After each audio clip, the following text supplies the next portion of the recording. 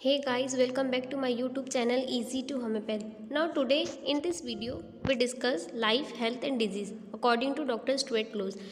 इस वीडियो में हम लाइफ हेल्थ एंड डिजीज़ क्या है ये देखेंगे अकॉर्डिंग टू स्टुअर्ट क्लोज। इससे पहले भी हमने दो फिलॉसफी स्टुअर्ट क्लोज की देखी थी, unity of medicine and cure and recovery. मैंने ये दोनों वीडियो ऑलरेडी अपलोड कर चुके हैं, इसके लिंक मैंने डिस्क्रिप्शन में मेंशन किया है, आप लोग वो वीडियो भी ज़रूर देखें। नाउ स्टार्ट करते हैं। According to doctor Stuart Close, life is the invisible substantial intelligent individual coordinating power. Doctor Stuart Close के अकॉर्डिंग लाइफ क्या है? इनविजिबल है, सब्सटेंशियल है, इंटेलिजेंट है, कोऑर्डिनेटिंग पावर है। Now next one, life is seen in the form of growth, nutrition, repair, secretion, excretion, self recognition, self preservation and reproduction. It is also seen as a responding to the stimulus, that is a susceptibility. Life जो है वो हमको कौन से form में दिखती है? Growth की, nutrition, repair, excretion, secretion, self preservation, ये सब के फॉर्म में हम लाइफ को जो है वो देख सकते हैं। Presence of vital force is life, absence of vital force is death. Presence of, मगर जो पर्सन में वाइटल फोर्स जो है वो एग्जिस्ट कर रहा है, इट्स मीन कि वो पर्सन जो है वो सर्वाइव कर रहा है। लेकिन अगर वाइटल फोर्स एब्सेंट है, इसका मतलब क्या है? वो पर्सन की जो है वो डेथ हो गई है। Now next one, life health is a balance condition of the organism in which the vital functions are in harmony with each other and tends to the preservation and normal development of the organism. Healthy condition अगर रहे है, मतलब healthy condition है, balance condition है health की, इसके अंदर vital functions जो है वो प्रॉपरली जो है वो एक्ट कर रहा है और नॉर्मल जो है ऑर्गेनिजम्स का डेवलप्ड हो रहा है, इसका मतलब ये क्या है? ये हेल्थ का एक बैलेंस कंडीशन है। Now next one, disease is in abnormal vital process, the condition do not support the development of the organism and tends to the destruction. अब क्या हुआ है? डिजीज़ कंडीशन में जो वाइटल प्रोसेस रहेगा, जो वाइटल फोर्स रहेगा, वो एबनॉर्मल हो जाएगा, जिसकी वजह से वो प्रॉपरली डेवलपमेंट में सपोर्ट नहीं करेगा, जिसकी वजह से ईजिली क्या लीड्स कर सकता है? वो डिस्ट्रॉय कर देगा, destructions it may be seen. Now next one, life is a consider to be the flowing from the centre to periphery. Life तो हम यहाँ पे कैसे कंसिडर करेंगे कि ये कैसे फ्लो करता है? Centre to periphery. In an adult human being all the activities are control by the central nervous system. अगर हम देखें तो ह्यूमन बींग की जितनी भी एक्टिविटीज़ है ये किसके कंट्रोल में होती है? CNS के कंट्रोल में होती है। Now next one, anything going wrong at the CNS level immediately shows itself at the periphery, that is on various organ. देखो, अगर क्या है, CNS लेवल पे अगर कुछ रॉन्ग है, कुछ वहाँ पे एबनॉर्मलिटी आ गई, तो वो इमीजिएटली क्या शो करता है? पेरीफेरी पे सिम्टम्स वगैरह हमको दिखाई देते हैं। Now next one, at the same time anything going wrong at the peripheral that is in various organ is reported immediately at the CNS level. Whatever going wrong, it is seen in the form of the sign and symptoms. At the same time, मतलब अगर यही example हम देखें कि अगर कुछ भी peripheral पे या मतलब कुछ पार्ट्स ऑर्गन वगैरह में कुछ चेंजेस आए, तो वो इमीडिएटली CNS को रिपोर्ट करेगा, और ये जितने भी चेंजेस रहेंगे हमको कौन से फॉर्म में दिखेंगे? साइन एंड सिम्टम्स के फॉर्म में हमको दिखाई देगा। Now next one, health and disease are condition of the life alternating with each other. Health and disease ये क्या है? ये लाइफ की अल्टरनेटिंग कंडीशन है। Now next one, a person fall sick और become disease because the positive factor are able to show their effect conditionally. अभी अगर कोई पर्सन है वो बीमार पड़ रहा है, तो वो क्यों बीमार पड़ेगा?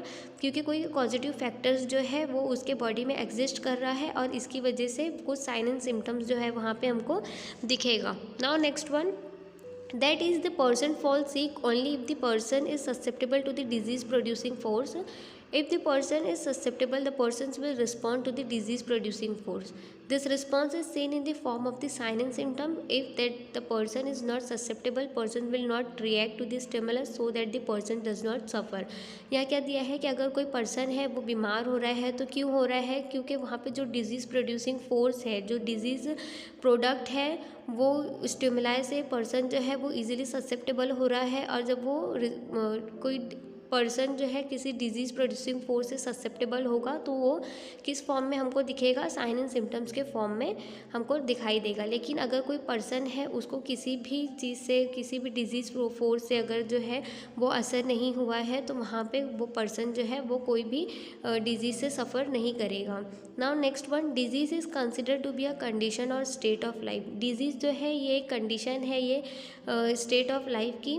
Now next one, internal changes take place before the external changes appear. We can never the beginning of the disease. We can not see the disease just as we can not see the mind और thoughts.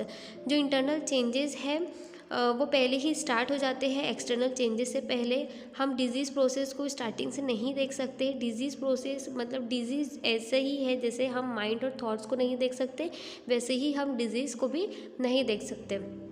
Now next one, just as the mind and the vital force are the dynamic level, likewise the disease are also at the dynamic level according to the homeopathy. Homeopathy के according कैसा है कि जैसे mind और vital force जो है वो dynamic होते हैं, वैसे ही डिजीज़ भी जो होती है वो डायनेमिक लेवल पे होती है। Now next one, pathological changes are not the disease, they are the end product of the disease process. जो पैथोलॉजिकल चेंजेस होते हैं वो डिजीज़ नहीं है, वो एंड प्रोडक्ट होता है डिजीज़ का। Now next one, to understand this, let us take an as example of the patient who has been diagnosed to be suffering from the gastric ulcer। हम उसको समझने के लिए हम एक छोटा सा एग्जाम्पल लेंगे कि एक पर्सन जो है वो किससे सफ़र कर रहा है, गैस्ट्रिक अल्सर से। Now next one, the gastric ulcer never appear suddenly, the gastric ulcer appear as a result of the disease process that has been going on over a long period of a time.